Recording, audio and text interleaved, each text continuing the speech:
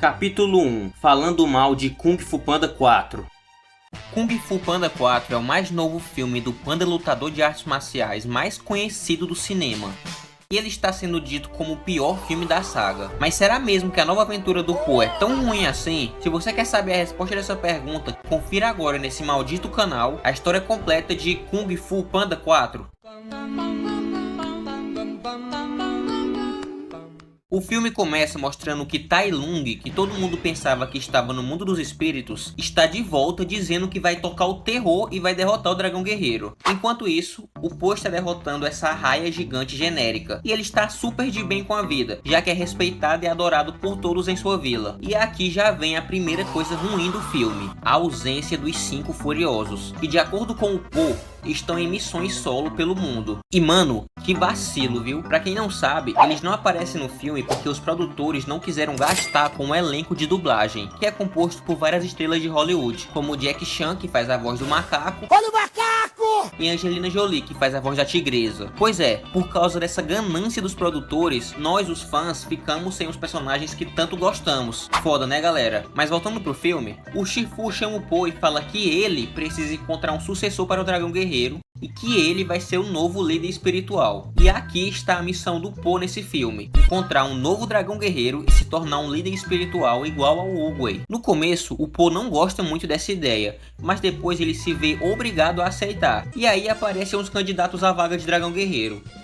Porém, Po não escolhe ninguém por enquanto. Depois disso, ele vai tentar meditar para pensar melhor sobre as coisas, tá ligado? E do nada ele vê alguém tentando roubar o palácio. E aí ele conhece Zen, uma raposa que gosta muito de roubar. Po consegue derrotar e prender a ladra. E é então que uns bodes vêm avisar pra ele que Tai Lung está de volta. E na mesma hora ele sai à procura desse maldito. Porém, sem encontrar respostas, ele volta pra cidade e vai falar com a raposa que tá presa. E ela revela que talvez o Tai Lung não seja quem aparenta ser, e que na verdade ele pode ser a Camaleoa, que é uma personagem que tem o poder de se transformar em outros personagens, estilo Shang Tsung no Mortal Kombat, tá ligado? Em troca de encurtar seu tempo na prisão, a raposa aceita ajudar a Po a procurar pela Camaleoa. Então eles embarcam juntos nessa busca pela Dica Cuja. Ela, por sua vez, é finalmente apresentada, e já vou logo avisando que ela é a pior vilã dessa franquia, pois seu objetivo é muito genérico, que é simplesmente conquistar o mundo, ou seja, a mesma motivação da maioria dos vilões da ficção: vilã genérica. Continuando com a história, descobrimos que a Camaleoa tá cobrando impostos de uma galera, e se você não pagar esses impostos, você morre. Agora aparece o pior arco desse filme, que se tirassem ele, não mudaria nada na história, que é a busca dos dois pais do Po, o Pato e o Panda, à procura dele, pois eles acreditam que a Camaleoa é muito perigosa e vai acabar derrotando o Po. Então eles vão à procura do Po para tentar convencê-lo de não lutar com a Camaleoa. E mano, esse arco é muito inútil. Sinceramente, eu prefiro nem falar muito sobre ele, pois não acrescentam quase nada na história.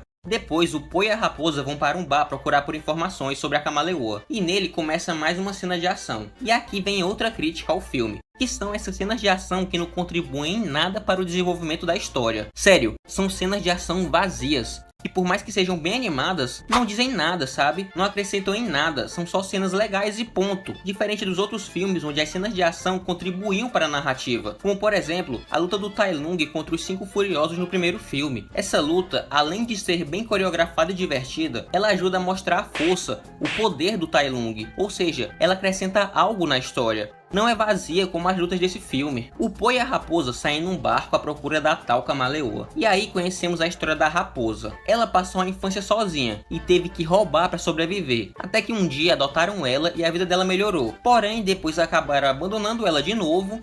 Se fodeu! E ela seguiu sozinha, roubando para sobreviver. E se você quiser saber quem adotou ela, o filme só vai revelar mais tarde. Porém, a essa altura do campeonato, acho que já está meio óbvio, né? O roteiro desse filme chega a ser ridículo de tão previsível. Quando o Po e a raposa chegam na cidade da Camaleoa, a gente descobre que o lugar está todo corrompido por causa dela, e que a raposa é uma criminosa procurada.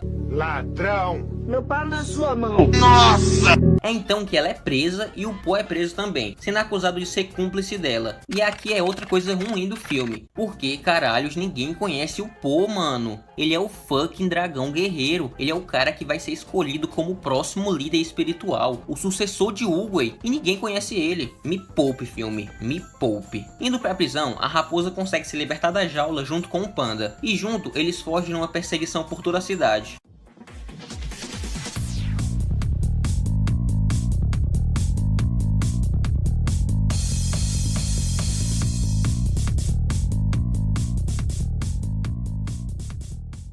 Eles conseguem fugir e vão parar no esconderijo de criminosos. E nesse esconderijo, a raposa também é procurada. Ou seja, ela é procurada tanto pela polícia quanto pelos bandidos. Essa bicha é terrível. Mas na base do diálogo, Poe consegue sair daquela situação, pois é isso que um líder espiritual faria. Continuando a jornada, o Poe e a raposa finalmente chegam no palácio da Camaleoa e juntos passam por várias armadilhas perigosas, mas no fim os dois acabam sendo capturados, e aí descobrimos quem foi que adotou a raposa na sua infância. E adivinha quem era? A Camaleoa. Isso já estava óbvio desde o início do filme, que roteiro safado, viu? Então a raposa se revela como uma traidora, que estava trabalhando tanto com o Poe, mas com a Camaleoa também. Então nos é apresentado a história da Camaleoa, que é mais ou menos o seguinte.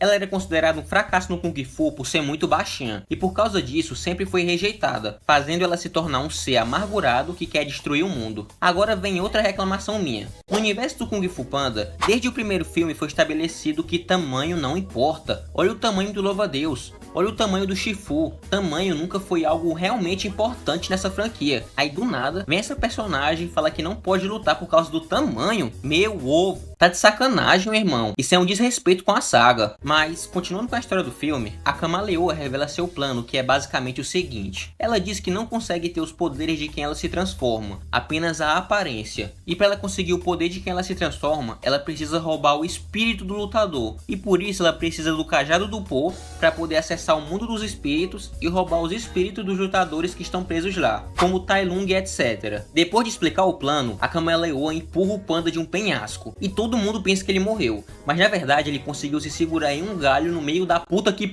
Galera, foi mal, desculpa o palavrão, mas ele segura num galho no mais absoluto nada, e do nada também aparece os dois pais dele para o ajudarem. Mano, que porra é essa? Isso não faz o menor sentido, esses caras apareceram da onde, véi? Mas continuando, a Camaleã consegue abrir o portal do mundo dos espíritos, e o primeiro que sai dele é o Tai Lung. Brabo como sempre, ele dá uma surra em geral, mas a Camaleoa consegue roubar o Kung Fu dele e depois ainda o prende. Sério, velho, o Tai Lung aqui foi tirado como um merda. Ele foi derrotado muito fácil, sendo que com certeza ele é um dos personagens mais poderosos desse universo. E ele simplesmente foi derrotado como se fosse um otário, mano. Ah, esse filme aqui tá de sacanagem. O personagem foi completamente descaracterizado. Que vacilo. Depois ainda aparece o vilão do segundo e do terceiro filme, que são Lord Shen e o Kai, e ela também rouba o Kung Fu deles. O Poe então vai pro palácio para lutar com a Camaleã, mas a raposa aparece e tenta impedi-lo. Não que ela queria machucá-lo, ela só queria impedir que ele se machuque, pois na verdade ela acabou gostando muito da amizade dele e agora quer tentar protegê-lo, pois o considera um amigo. Só que obviamente ela não consegue parar ele e o panda segue sua jornada. E ela, que não é boba nem nada, volta para a cidade para tentar formar um exército para lutar contra os soldados da Camaleoa. E ela chama justamente aqueles caras do esconderijo de criminosos. E o pior é que eles ainda aceitam ajudar ela. Quando o Poe chega no palácio, ele tenta convencer a vilã na base do discurso, tipo Naruto, tá ligado? Mas não dá certo e eles caem na porrada. No final da batalha, o panda fica preso e manda um discurso motivacional para a raposa, que por sua vez consegue vencer a Camaleã com um golpe do cajado. Agora, se você quer saber como ela aprendeu esse golpe, sinto muito, mas você vai ficar querendo, porque o filme simplesmente não explica. Depois disso, o Poe revela que não estava preso e que só fez aquilo para motivar a raposa, que junto com ele derrota os outros caras do mal. Os mestres que tiveram seu Kung Fu roubado voltam para o mundo espiritual também, por livre e espontânea vontade. E isso não faz o menor sentido, levando em consideração o caráter desses personagens. Tipo, você acha mesmo que o Kai, que ficou um tempão tentando sair daquele lugar, iria voltar assim de graça? Sei não, hein? Isso me parece um grande furo de roteiro. No final, a raposa se torna o dragão guerreiro e nos créditos aparecem os 5 furiosos que ajudam a raposa no seu treinamento. E é isso. Fim de filme. Bom, esse é o pior filme do mundo? Não. É um filme péssimo? Não. Porém, tá longe de ser tão bom quanto seus antecessores. E na minha opinião, ele desrespeita a história da franquia e dos personagens em vários momentos. E por isso, esse filme não funcionou pra mim. E é isso, galera. Se inscrevam no canal, deixem um like e comentem a opinião de vocês sobre o filme. Eu quero muito saber o que você achou dele. Fique com Deus, que é a base de tudo. E tchau!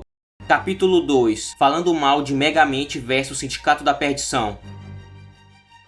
Megamente é uma das melhores animações de todos os tempos. Com um roteiro inteligente, bons personagens, ótima animação e trilha sonora marcante, esse filme lançado em 2010 marcou profundamente a minha vida, pois a sua mensagem consegue ter um significado tanto para crianças quanto para adultos. A mensagem de que você não precisa ser o que o mundo quer que você seja. Você tem a liberdade para escolher o próprio destino. O Megamente é um cara, ou melhor, um alienígena, que desde a infância foi moldado pelos outros para se tornar um vilão, chegando ao ponto dele mesmo acreditar que era um vilão. Mas depois ele descobre que não era isso que ele queria, e que na verdade ele só tinha sido moldado pelo sistema em que ele estava inserido, pois ele nunca teve amor familiar e cresceu em uma prisão, junto de vários bandidos. E mesmo preso em todo esse sistema falho, ele mostrou que não precisava ser o que os outros queriam que ele fosse, que ele poderia definir o próprio destino, provando o ponto que eu citei anteriormente, de que você não precisa ser o que os outros querem que você seja, você pode ser o que você quiser, basta querer e se esforçar muito para chegar lá. Bom, acredito que eu já tenho explicado bem o porquê desse filme ser tão bom, pois além de ter um bom roteiro, bons personagens e boas músicas, ele tem uma boa mensagem, que faz as pessoas refletirem sobre toda essa questão da sociedade moldar as pessoas. E galera, há 14 anos eu espero a sequência dessa obra de arte chamada Megamente, e finalmente essa sequência chegou. Agora você quer saber se a sequência fez jus ao filme original? Então se prepara aí, porque veremos hoje nesse maldito canal a história completa e análise de Megamente 2.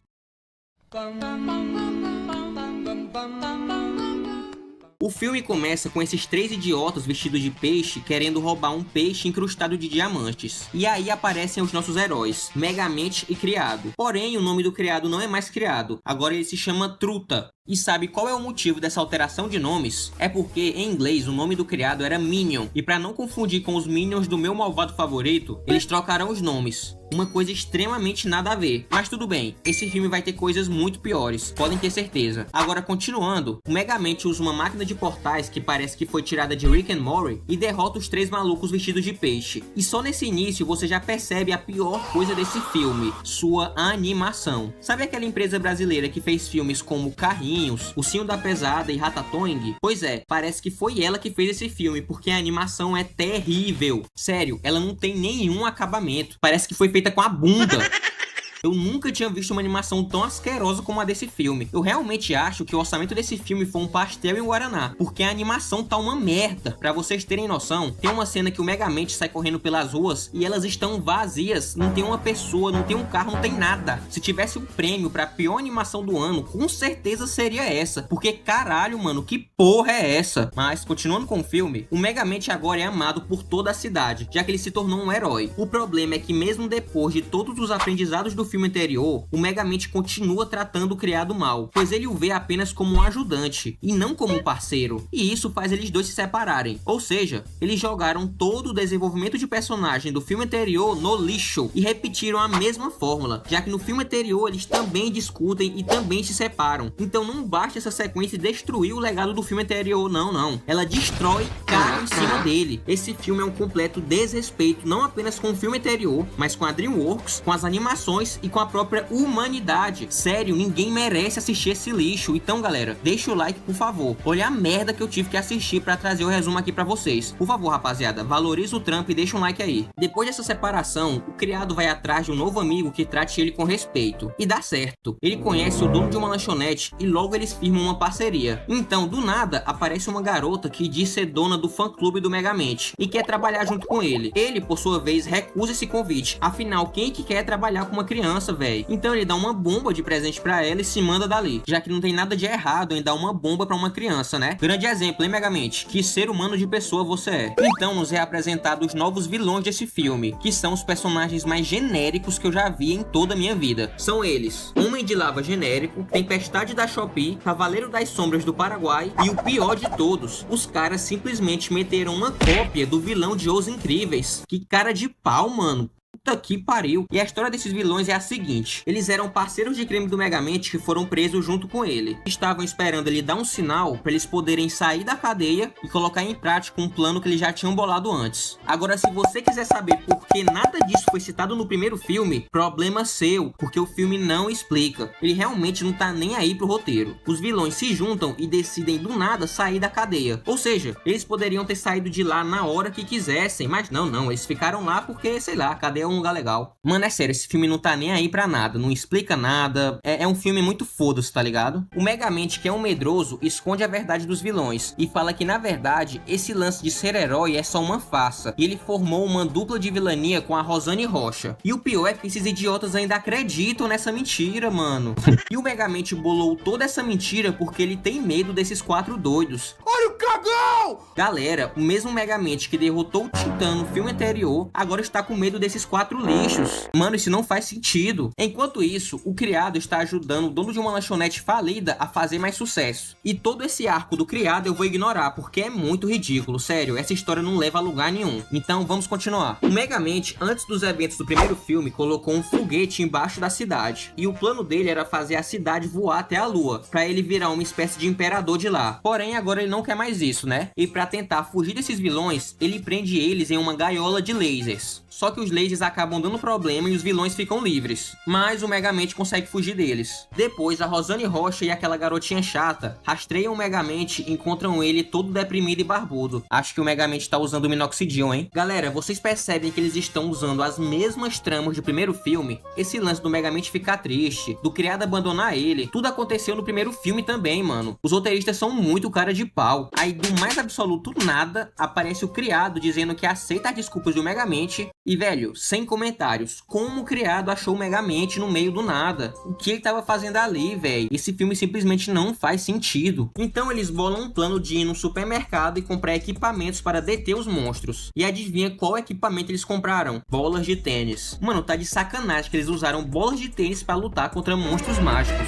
Esse filme fica cada vez pior. Sério, eu não aguento mais assistir essa merda. É então que tudo dá errado e a cidade é lançada pro espaço. Mas o criado consegue se infiltrar no laboratório e desativa os foguetes, e a cidade começa a cair em queda livre. Então você pensa, já que a cidade tá caindo, todo mundo vai morrer, né? Mas não, simplesmente a cidade cai de centenas de metros de altura e não acontece nada. Ninguém se machuca, nenhum prédio quebra, fica todo mundo tranquilo e vida que segue, tá ligado? E depois de toda essa palhaçada, o Megamente consegue vencer os vilões. A Rosane Rocha vira prefeita e aquela menininha chata entra pra equipe. E pronto, fim de filme. Ainda tem uma cena pós-créditos que aparece um novo vilão. Creio eu que seja pra chamar o pessoal pra assistir a série. E sim, galera, também fizeram uma série do Megamente, que é tão ruim quanto o filme. Então eu não vou nem assistir porque eu vou precisar de terapia pra conseguir viver depois de assistir esse filme horroroso do Megamente. E é isso, galera. Vou encerrando aqui o vídeo, já tô muito estressado, esse filme me deixou muito cansado e eu vou dormir agora. Deixa o like e se inscreva no canal. Se você quiser que eu fale da série do Megamente, deixa aí nos comentários. Capítulo 3. Falando mal da Camaleoa, a pior vilã da DreamWorks.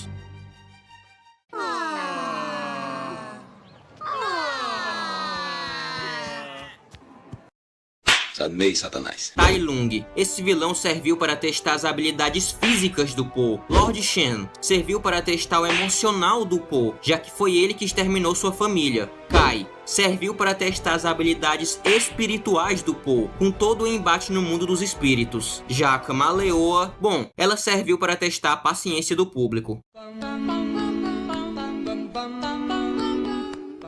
A DreamWorks tem um histórico excelente quando o assunto são vilões. Alguns exemplos de vilões marcantes dessa empresa são Lord Farquaad em Shrek 1, Fada Madrinha em Shrek 2, Drago Sangue Bravo em Como Treinar Seu Dragão 2 e o Lobo do Gato de Botas 2. Eu ainda quero fazer uma análise completa de Gato de Botas 2. Se você apoia essa ideia, deixa aí nos comentários. Mas continuando com o tema, na maioria dos filmes de animação, os vilões servem apenas como um mero artifício de roteiro para manter a história em movimento, ou para ter um arco de redenção no final do filme. Mas com a DreamWorks é diferente. É realmente incrível acompanhar os vilões da DreamWorks, pois eles são vilões bem escritos, que não apenas reforçam o tema da história, mas também têm uma presença imponente em tela, com diálogos e cenas de ação memoráveis, que fazem com que eles se tornem não apenas bons vilões, mas bons personagens, pois eles têm arcos que ajudam a desenvolver a história do protagonista, ao mesmo tempo que conseguem ser ameaçadores e fazem você se perguntar como o protagonista vai conseguir vencê-lo no final do filme. E mesmo os vilões mais cômicos e subversivos, como o Titã e os vilões de Shrek, ainda apresentam ameaças críveis. Mas não estamos aqui hoje para falar sobre todos os vilões da DreamWorks. Com o lançamento do Kung Fu Panda 4, houveram muitas discussões sobre quão decepcionante foi esse filme, tanto que até eu falei desse lixo cinematográfico. Link no card aí em cima ou na descrição. Muito se falou sobre como Kung Fu Panda 4 não chegou nem aos pés da trilogia original, e muita da reclamação do público com essa sequência foi justamente justamente sobre a sua vilã, a Kamaleoa. Kung Fu Panda é uma das melhores trilogias de todos os tempos, pelo menos na minha opinião, né? E essa franquia é lar de alguns dos vilões mais icônicos da DreamWorks, Tai Lung, Lord Shen e General Kai. E todos esses vilões não apenas dominam as cenas de ação, conseguindo impor a ameaça que eles representam, mas eles ajudam a complementar a história dos filmes em que eles participam, tendo motivações que intrigam o público. E com a chegada da Kamaleoa como a mais nova vilã da franquia, ela conseguiu se tornar não apenas a pior vilã de Kung Fu Panda, mas se não a pior vilã da DreamWorks. Quase tudo sobre essa personagem é um extremo potencial desperdiçado. Tanto suas motivações como seus poderes são extremamente mal desenvolvidos durante o filme. Por isso hoje, nesse maldito canal, vamos analisar por completo a vilã de Kung Fu Panda 4.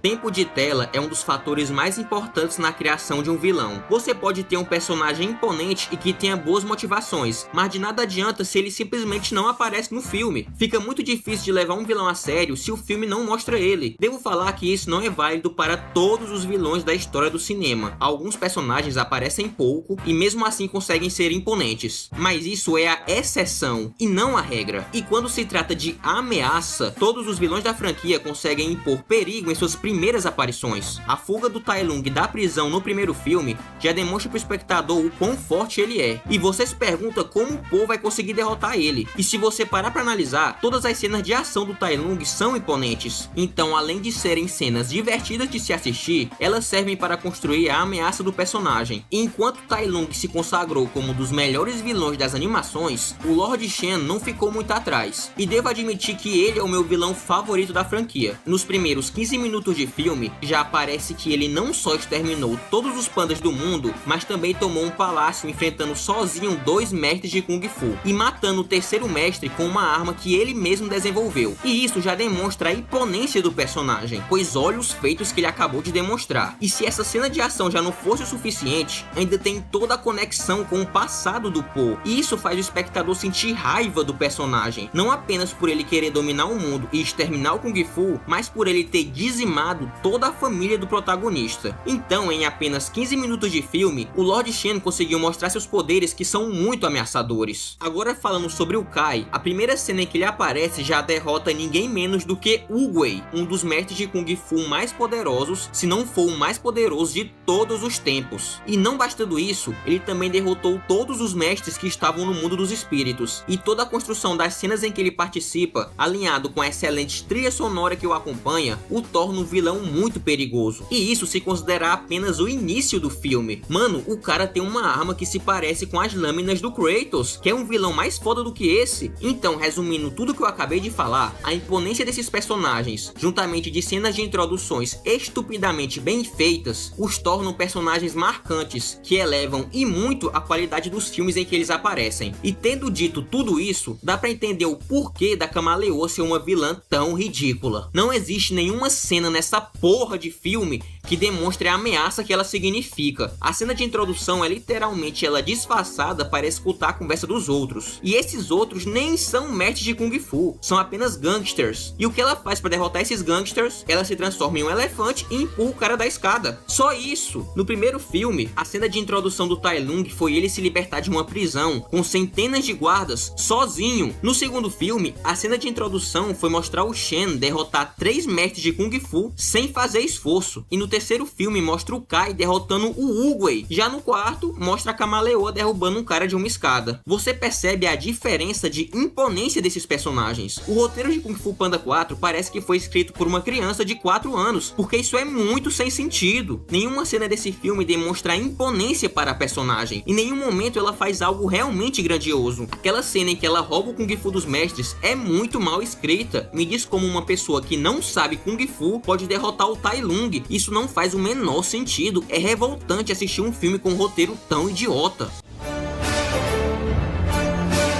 Um vilão, além de ameaçador, precisa ter boas motivações, pois isso é fundamental para a conexão dele com o público. Tai Lung foi criado pelo Shifu como um filho, em que ele viu muito potencial para ser o próximo dragão guerreiro, e por isso ele treinou incansavelmente para que realizasse o objetivo de sua vida. Mas quando Oogway viu maldade em seu coração, não permitiu que o Tigre Cinza se tornasse o dragão guerreiro, e isso fez despertar o seu ódio contra o mundo, pois ele treinou feito um condenado a vida toda com apenas um objetivo, e por causa da decisão de uma tartaruga, todo o planejamento da sua vida foi descartado. Então você consegue sentir o motivo da raiva dele. Poxa mano, você se esforçar mais que todo mundo e não conseguir realizar seu sonho é realmente revoltante. O Lord Shen, por sua vez, era destinado a ser o sucessor do trono, mas por ter sido submetido a uma premonição de que no futuro ele seria derrotado por um panda, exterminou toda a população de pandas para que essa premonição não se tornasse realidade. Junto disso, ele usou a tecnologia criada para fazer fogos de artifício para desenvolver a primeira arma de fogo desse universo, que são os canhões. Mas por ter feito tanta maldade com os pandas, ele foi expulso do seu próprio império, em que ele seria líder por direito. Então daí você entende a raiva do Shen para com o Po, pois graças a essa profecia envolvendo o Po, o Shen foi banido por sua família e corre o risco de ser derrotado e perder a liderança do seu próprio império. Agora sobre o General Kai, ele era o melhor amigo do Oogway. Inclusive, ele sacrificou vários dias de sua vida, passando pelas mais terríveis dificuldades para conseguir salvar a vida do Mestre Tartaruga. E quando finalmente conseguiu salvar o seu parceiro, ele teve acesso ao poder do Chi, que é basicamente a energia espiritual do universo de Kung Fu Panda. Com o aprender do poder do Chi, ele aprendeu a como roubar o Chi dos outros seres e se tornar cada vez mais forte. Isso acabou o cegando e ele ficou obcecado com o objetivo de ser o mais poderoso do universo. A famosa história de como a ganância pode cegar alguém que já foi bom um dia. Oogway acabou notando essa maldade que estava tomando o controle do seu antigo amigo e infelizmente teve que o derrotar. Então você entende a frustração do Kai, pois no passado ele arriscou a própria vida para salvar o seu amigo, e esse mesmo amigo por quem ele tinha tanta consideração o matou. E isso quebra o emocional de qualquer um, pois ele foi morto por quem ele mais considerava nesse mundo, o seu melhor amigo. Então quando o Kai derrotou o Oogway no mundo dos espíritos, o próprio Oogway disse que teria outro guerreiro que iria conseguir vencê-lo. E essa é a motivação do General Kai, derrotar o último guerreiro para assim obter todo o Chi do mundo e se tornar o guerreiro mais poderoso de todos os tempos. Resumidamente, eu expliquei a história e as motivações dos 3 vilões da saga. E agora, com o 4º capítulo dessa obra, todos achávamos que o novo vilão teria uma história pelo menos tão boa quanto seus 3 antecessores, mas não foi o caso, pois a história da Kamaleoa é ridícula. Basicamente, ela foi rejeitada por vários mestres de Kung Fu. E qual o motivo dessa rejeição, você se pergunta? Porque ela é pequena. Mano, tá de sacanagem que o motivo era esse. Essa filha da puta é literalmente do tamanho do Shifu. Como que ela pode se vitimizar pelo tamanho, sendo que um dos principais mestres do mundo é um inseto? Isso só demonstra como os escritores desse filme não tinham ideia do que estavam fazendo. Esse furo de roteiro é inadmissível. E esse filme é tão sem camadas que praticamente nem tem mais o que eu falar sobre essa personagem. Ela foi rejeitada por ser pequena e recorreu à feitiçaria para aprender a se transformar em outras pessoas. O problema é que ela não tem acesso aos poderes de quem ela se transforma, só a aparência, o que torna tudo mais idiota ainda, porque acaba se tornando um poder inútil, já que ela nem fica mais forte. E ainda no final, ela revela que pode roubar o Chi de outros mestres. Mas como ela aprendeu isso, mano? Ela nem sabe Kung Fu, como que ela pode roubar o Kung Fu de outras pessoas? Então, galera, a Kamaleoa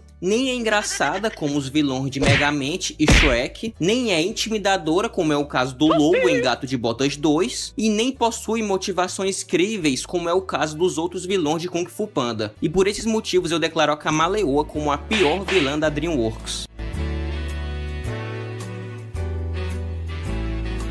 Capítulo 4. Falando mal da atual situação da DreamWorks. O ano é 2022. Em março sai Caras Malvados e em dezembro sai Gato de Botas, o último pedido. Nesse momento, todos os fãs da DreamWorks estavam achando que ela finalmente tinha voltado a seus tempos de glória. É então que chega 2024.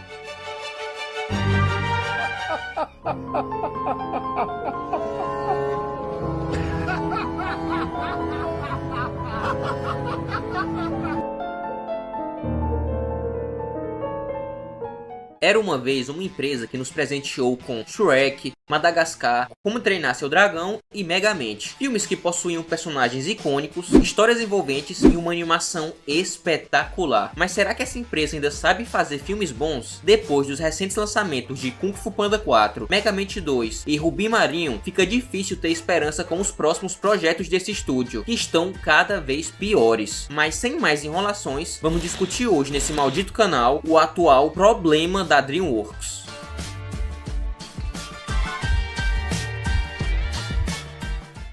Confesso que estava com boas expectativas sobre Kung Fu Panda 4, pois sou um fã declarado da trilogia e a considero não só uma das melhores trilogias das animações, mas do cinema em geral, pois ela é praticamente perfeita. E assistindo ao quarto filme eu me perguntava se os roteiristas conheciam o material que eles estavam trabalhando, pois parece até que eles nem assistiram aos filmes anteriores, de tão deslocado que esse quarto longa ficou. Isso me gerou uma preocupação não só com o futuro dessa saga, mas com o futuro da DreamWorks também, tanto que é o terceiro vídeo desse canal que faço criticando o quarto filme do Panda Barrigudo, pra vocês terem noção do meu nível de insatisfação com tudo isso. Por mais que esse quarto filme não tenha sido tão mal feito como foi o segundo filme do Megamente, que foi tão desrespeitoso ao ponto de sair direto pra streaming, você sente que ele foi mais barato que os filmes anteriores, e não estou me referindo apenas pelo seu orçamento ter sido menor, mas porque o filme parece genérico demais para pertencer a essa saga. Ele não chega a ser uma tortura como foi o Sindicato da Perdição. Pra ser honesto, ele até que possui momentos engraçados, mas isso não anula a quantidade exagerada de clichês e facilitações de roteiro que esse filme possui, sem contar a ausência dos 5 Furiosos, que é um completo absurdo. Eu queria saber quem foi o idiota que permitiu que isso acontecesse. Não faz o menor sentido. É engraçado porque se você parar pra analisar bem, cada filme que se passava dessa franquia, eles iam omitindo cada vez mais os 5 Furiosos, chegando ao ponto de que no terceiro filme, 2 deles já foram derrotados quase que no início, e o resto, sem contar a Tigresa, é claro, foram todos transformados em zumbis de Jade. E por mais que o terceiro filme, na minha opinião, seja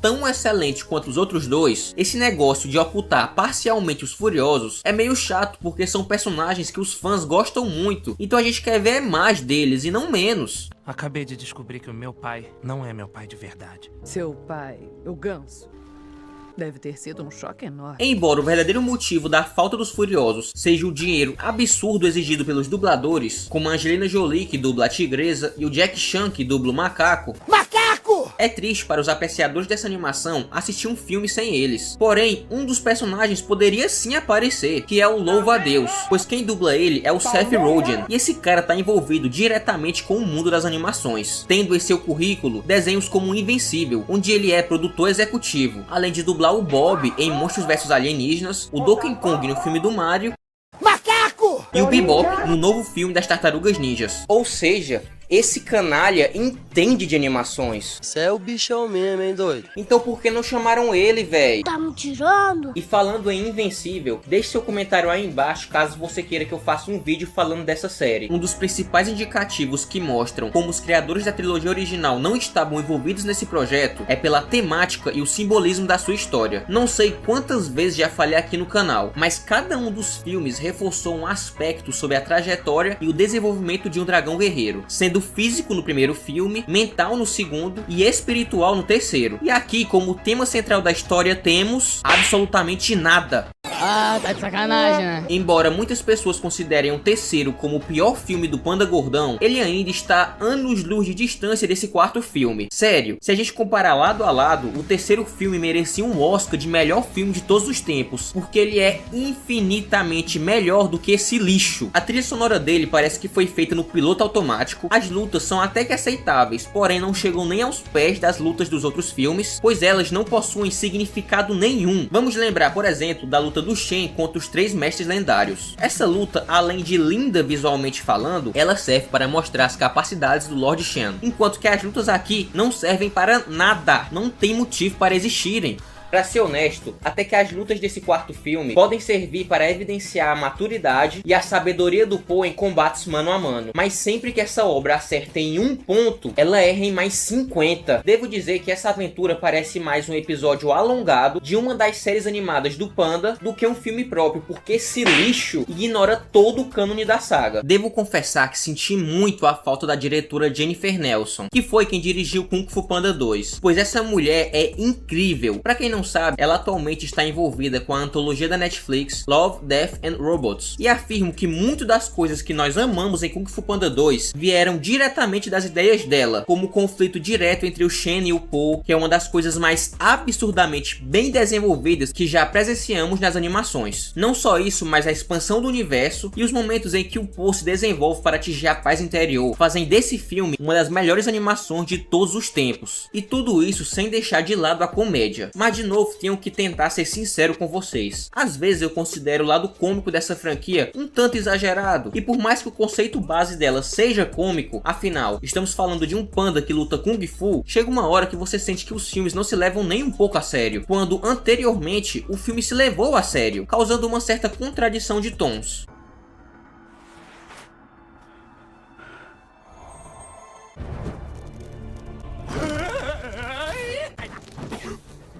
Em alguns momentos parece até que o Po teve um retrocesso como personagem, o que me leva a falar de um dos pontos mais baixos desse filme, a sua vilã. Eu comecei esse vídeo falando de como o Gato de Botas 2 nos fez acreditar que a DreamWorks tinha voltado com tudo, e uma das razões para essa animação ser tão incrível são os seus vilões, que são muito carismáticos, em especial o Lobo.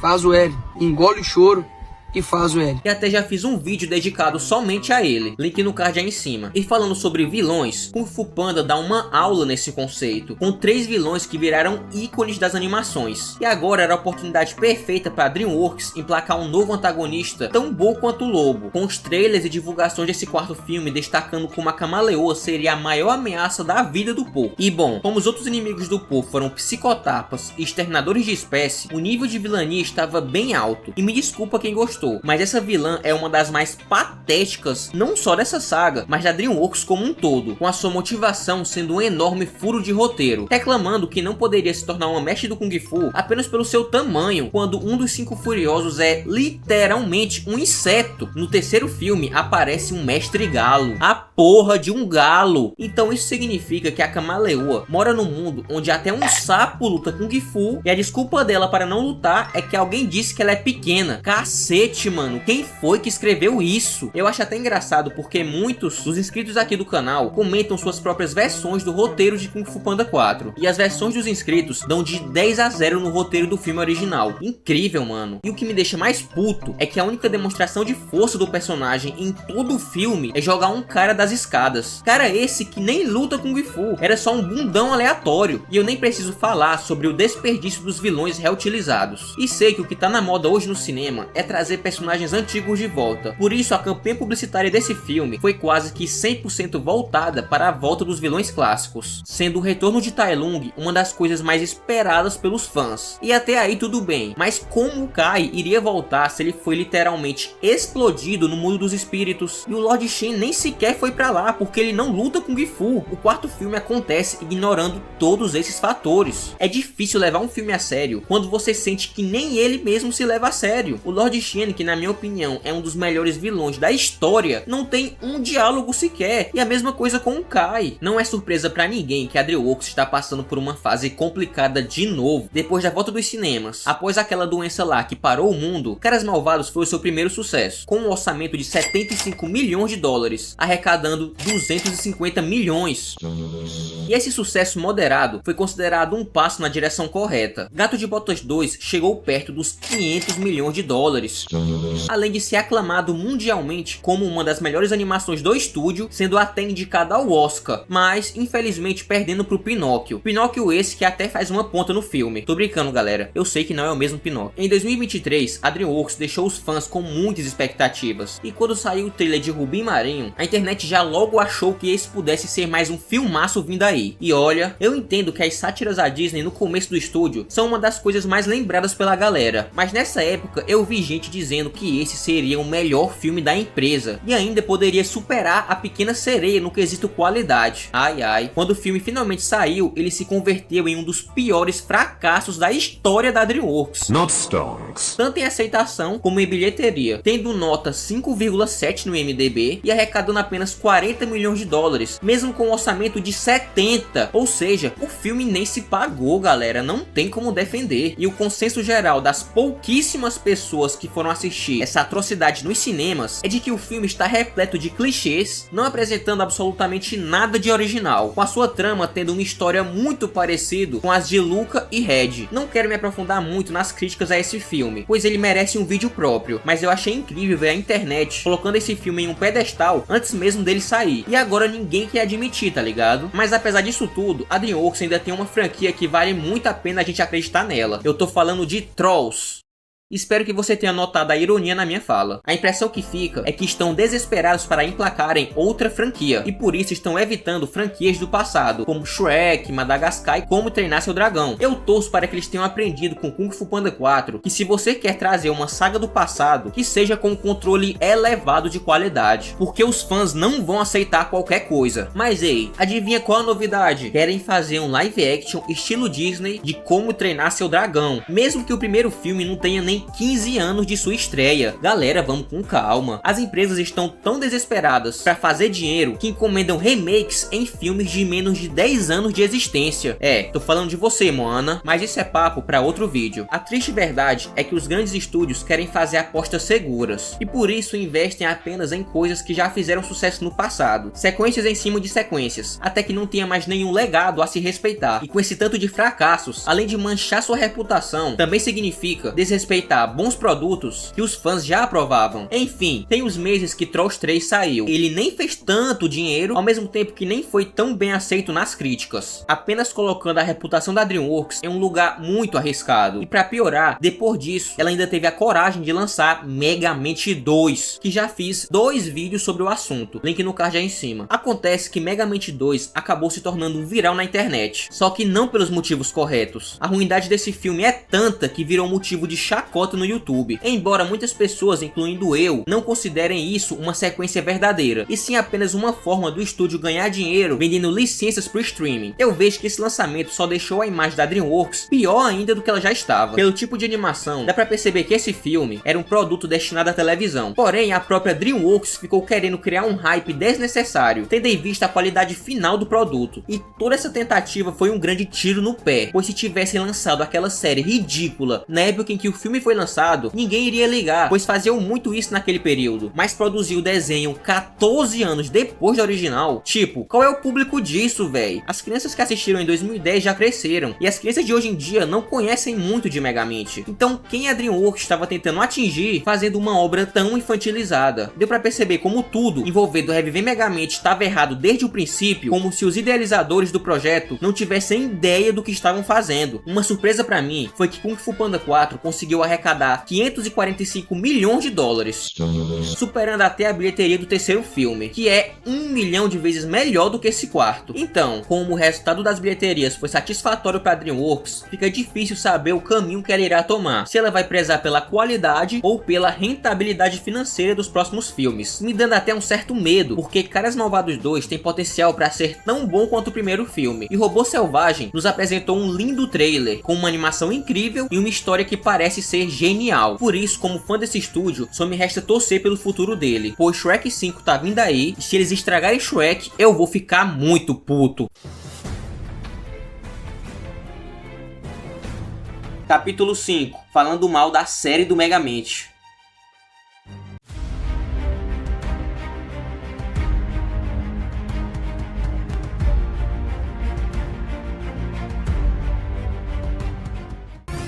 E sim, galera, também fizeram uma série do Megamente, que é tão ruim quanto o filme. Então eu não vou nem assistir, porque eu vou precisar de terapia pra conseguir viver depois de assistir esse filme horroroso do Megamente. Então, como você se sente? Eu acho que eu já me sinto melhor. Ótimo, você foi finalmente liberado da sua sessão de terapia. Ei, doidão, tô te pedindo pra analisar a série do Megamente.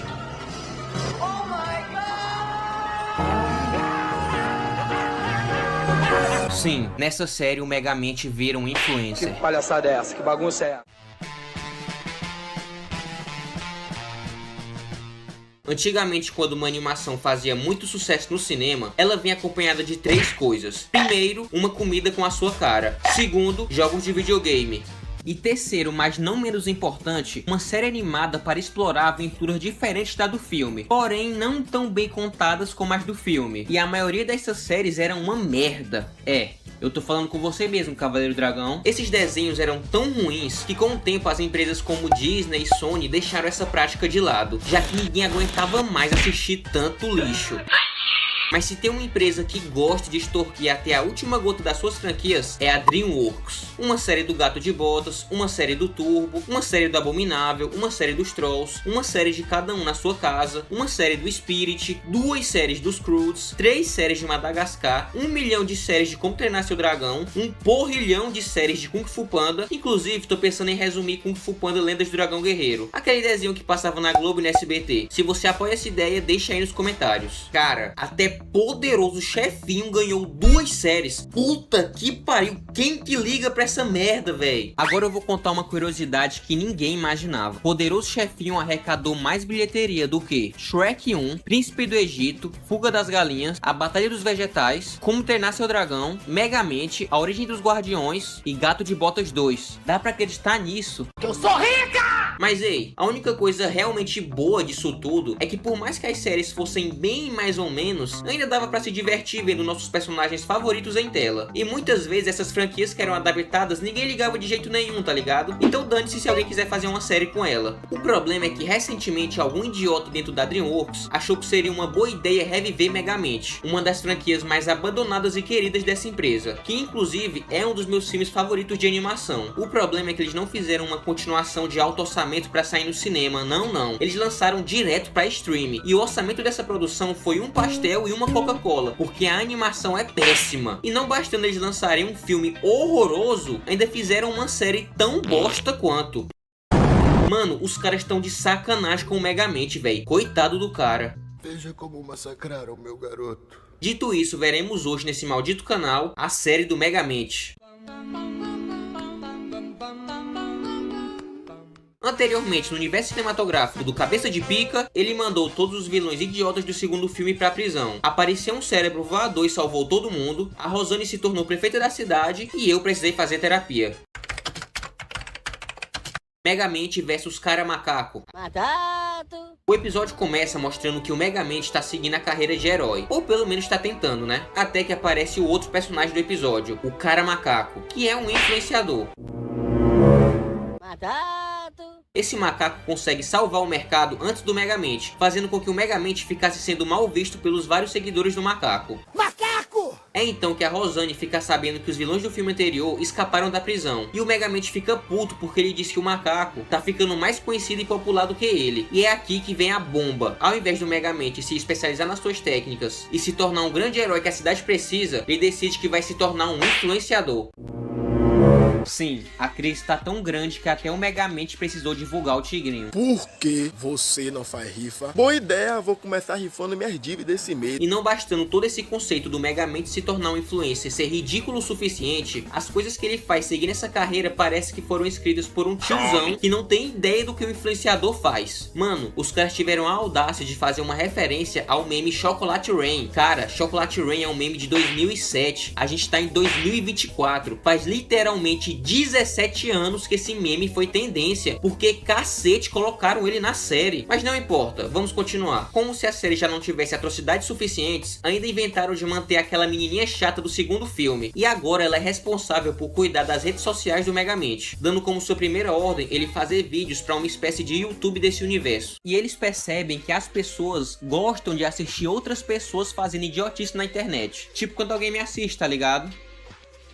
Aquele Cavaleiro das Sombras do Paraguai reaparece e revela pra todo mundo que o macaco, na verdade era uma fraude, e o Megamente faz o que ele deveria ter feito desde o começo do episódio, usado suas invenções contra os criminosos. Daí ele congela o Cavaleiro das Sombras, mas o safado consegue fugir levando uma estrela do mar que eu não sei por que ele tem interesse nisso. Na verdade eu sei sim, ele quer essa estrela do mar pra poder regenerar o corpo daquele cérebro maluco. E fim do primeiro episódio, nota 0. E o pior é que ainda faltam 7. Porra, doido!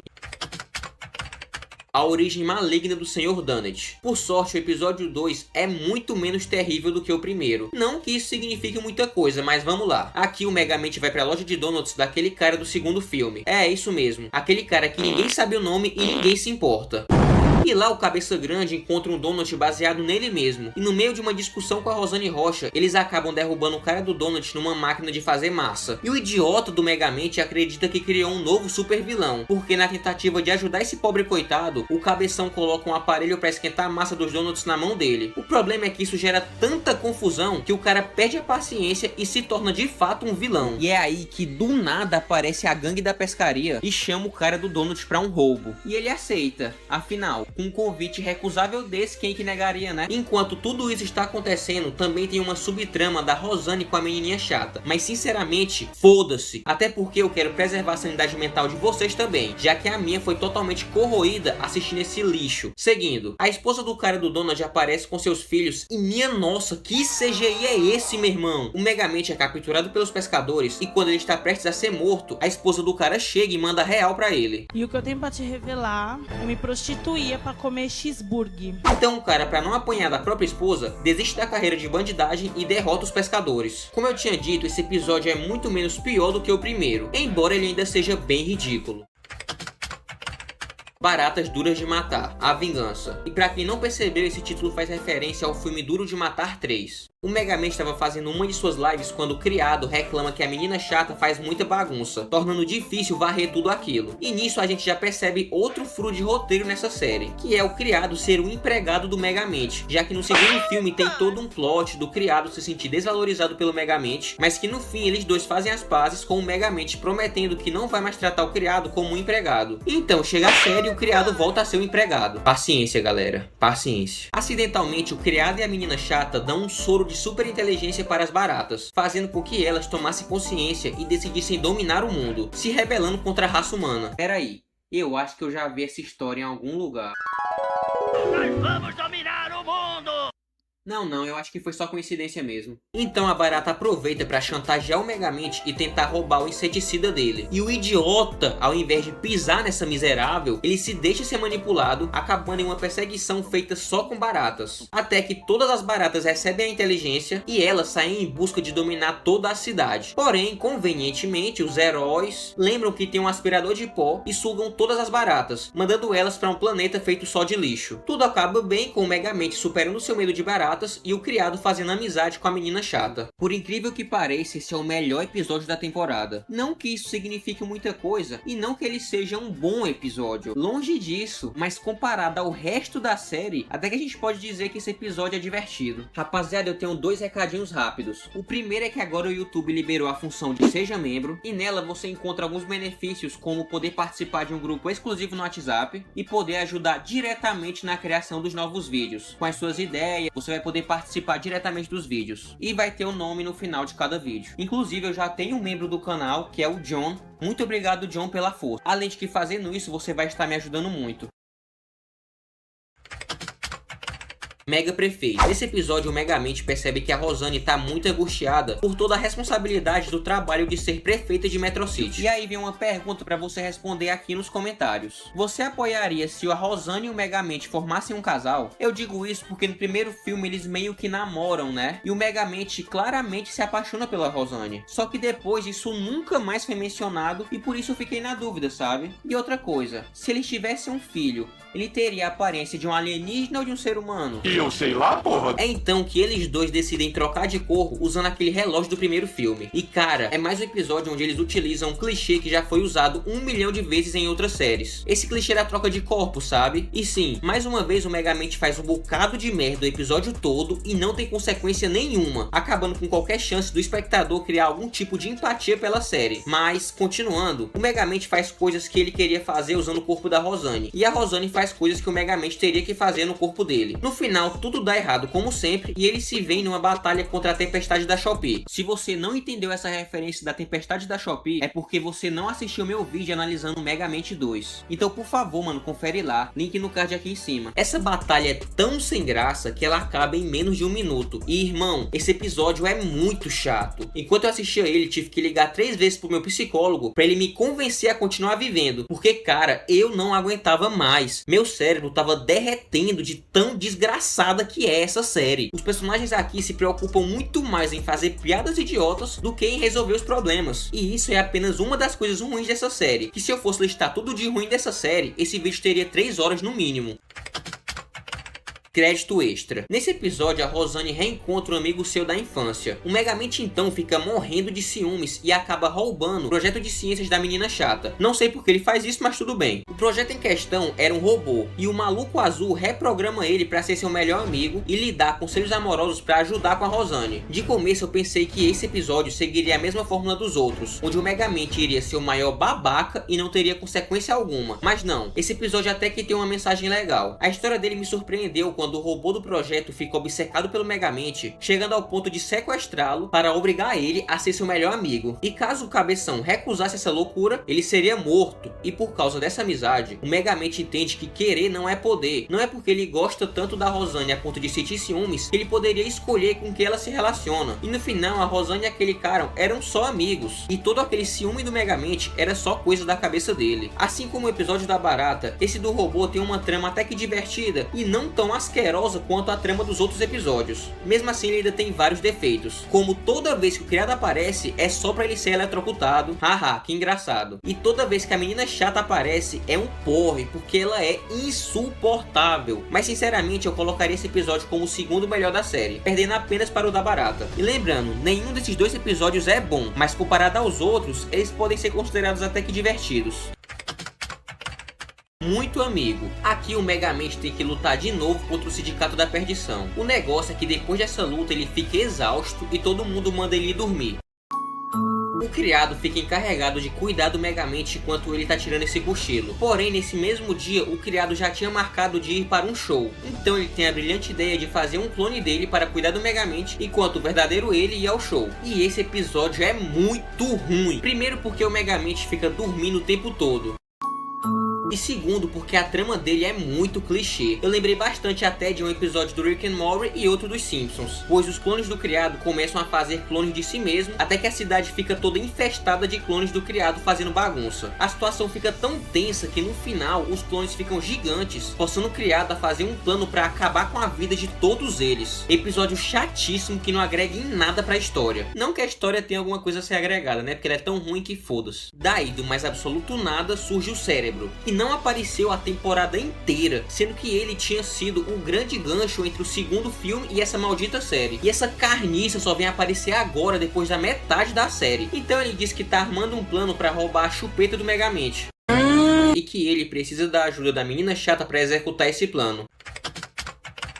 Um bolo para Keiko. E caso você não saiba, Keiko é o verdadeiro nome da menina chata. E se você não sabe disso, eu não te culpo, porque nem eu sabia. Acredito que menina chata é um nome que combina muito mais com ela. O Megamente segue tentando a sua carreira como youtuber, por mais que ele seja bem ridículo. Parece até comigo.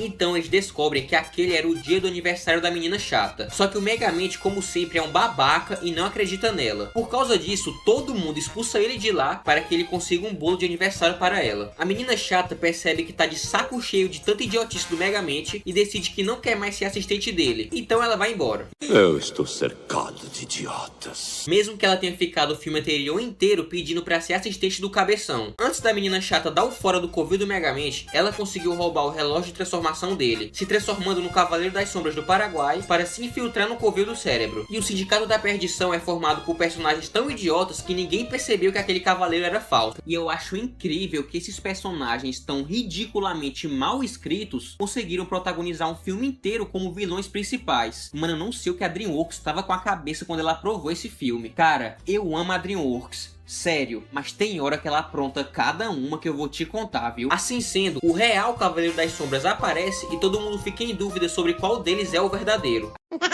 Mas o Cérebro, que não é idiota como todos os outros, acaba descobrindo a verdade e quer acabar com a vida dessa cidadã. Porém, ela fala que agora ela decidiu se tornar uma vilã e que aquilo era tudo só um treino para ela aprender a como se tornar uma vilã de verdade. Por sorte, o Cérebro diz que vai poupar a vida dela caso ela consiga realizar uma missão. E que missão seria essa? Roubar a chupeta do Megamente.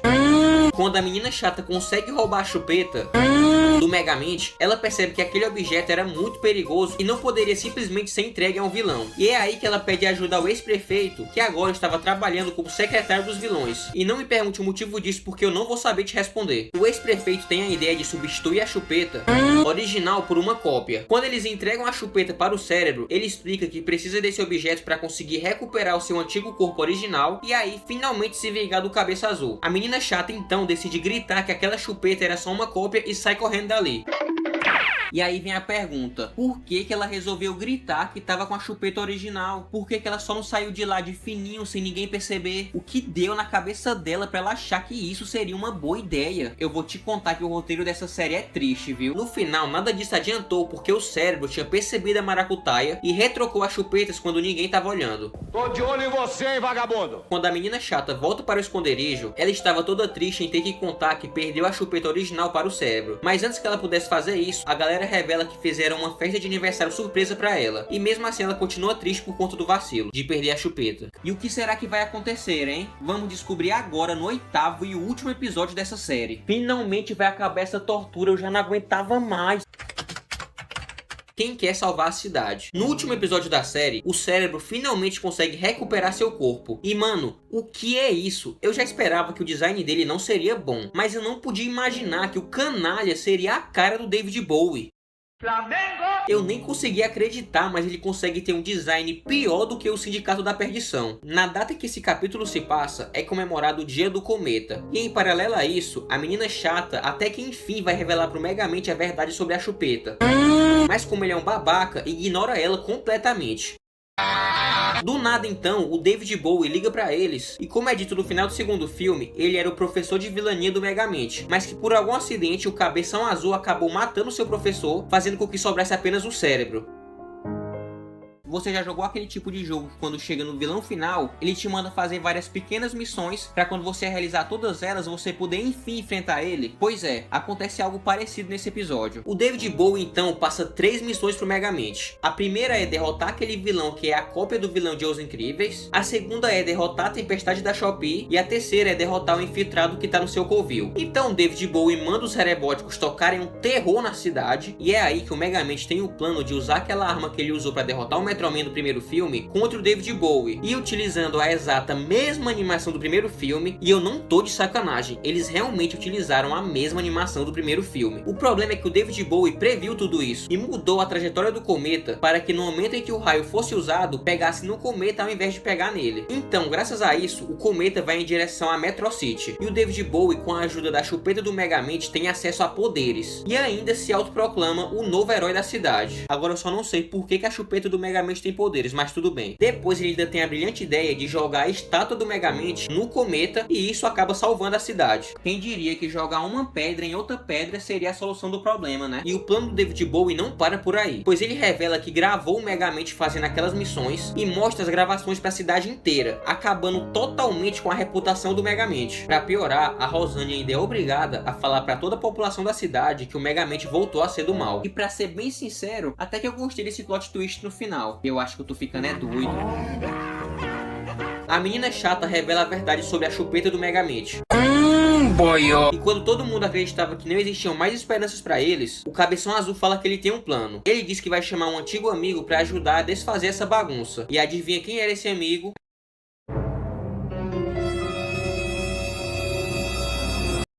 E assim acaba a série do Megamente, com um final desesperado para conseguir uma renovação para a segunda temporada. E eu torço, eu realmente imploro pra DreamWorks, não continua essa porra! Essa foi uma das piores séries que eu já assisti em toda a minha vida. Todo minuto que se passava eu ia perdendo um pouco da minha sanidade mental, ao ponto de que no final o meu cérebro já tinha corroído totalmente. Então é isso, eu realmente não indico que você assista essa série, passe bem longe dela. Esse troço é radioativo, mano. E é isso aí, rapaziada. Deixe seu like, se inscreva no canal e fique com Deus, que é a base de tudo.